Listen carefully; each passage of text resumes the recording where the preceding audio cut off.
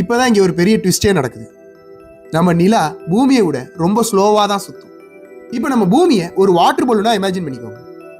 பூமியோட சர்ஃபேஸ்ல இருக்க தண்ணியை நிலா தான் பக்கமா இழுக்கும் போது நம்ம பூமி நிலாவால இழுக்கப்படுற அந்த பர்டிகுலர் ஏரியால பல்ஜ் ஆகுமா?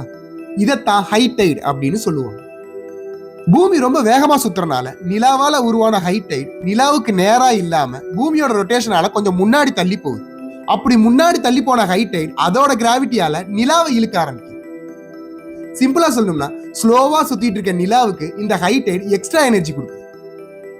பிசிக்ஸ்ல ஒரு சிம்பிள் ரூல் இருக்கு.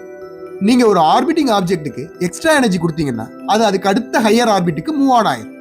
அதாவது ஏற்கனவே அதை ஆர்பிட் பண்ணிட்டு இருந்த ஏரியால இருந்து கொஞ்சம் தள்ளி போக ஆரம்பிச்சு. இத காஸ்மிக் ஸ்லிங் ஷாட் அப்படின்னு சொல்லுவாங்க. இந்த மெத்தடை பேஸ் பண்ணி தான் பூமியோட ரொட்டேஷன் எனர்ஜி யூஸ் பண்ணி நிலா நாளுக்கு நாள் நம்ம பூமியை விட்டு தூரமா போயிட்டு இருக்கு.